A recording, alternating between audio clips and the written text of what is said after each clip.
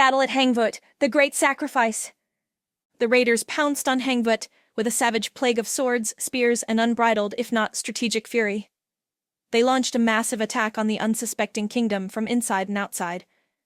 Their massive group of embedded spies caught the army by surprise. Nashen's weakened army had little time to repel the incursion. In only a few hours, Nashen was forced to signal his captains to get the women, children, and elderly to safety. They would be taken below ground to the keep, where they would prepare to escape through a labyrinth of underground tunnels. The battle was one-sided. Moon's army showed no mercy in its brutal attack. They decimated Nacian's army and left little doubt of the outcome or what would happen to the remaining warriors who fought valiantly. The outskirts of the house of Hangvuit were bloody scenes composed of the dead and dying.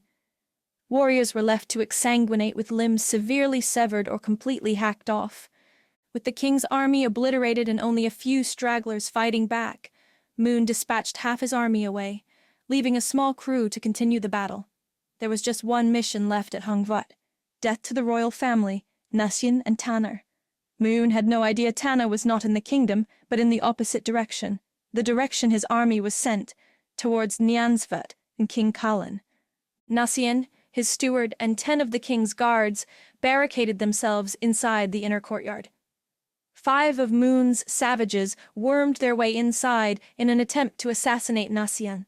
The unevenly matched guards were lucky to have greater numbers on their side, and they dispatched the raiders, but not without suffering a few losses of their own.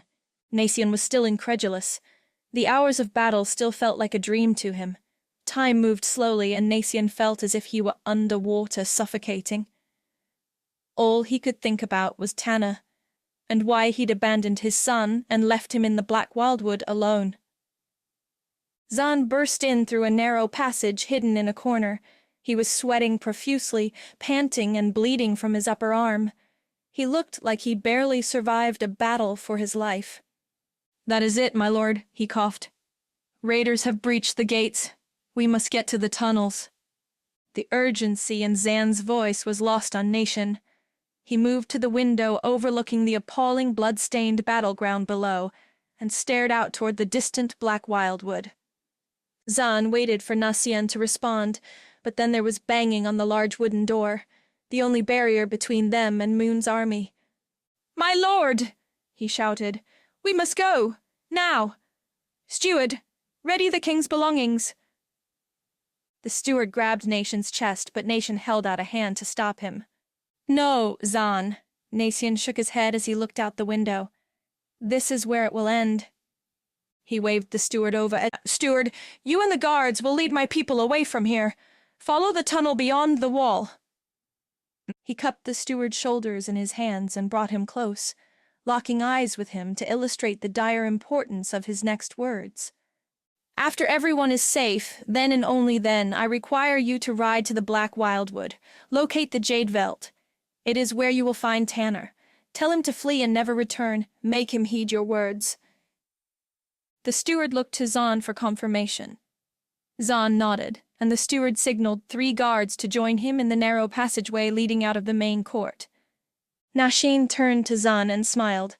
It was a singular gesture that conveyed decades of love and admiration.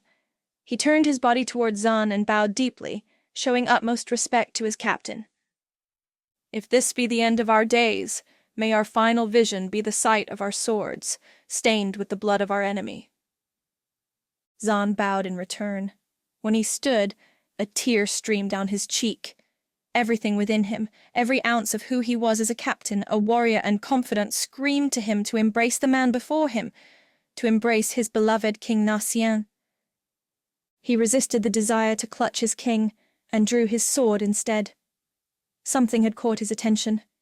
It was the constant pounding and the sound of wood splintering. He'd been oblivious to the noise as Nacian spoke, but now he felt the end was near. He turned away to see the remaining guards struggling to hold the busted door in place. Through cracks in the door he could see scores of savage raiders fighting to get inside. At that moment, the raiders smashed through the door with a battering ram. Hordes of bloody, wounded, and weathered raiders charged into the courtyard.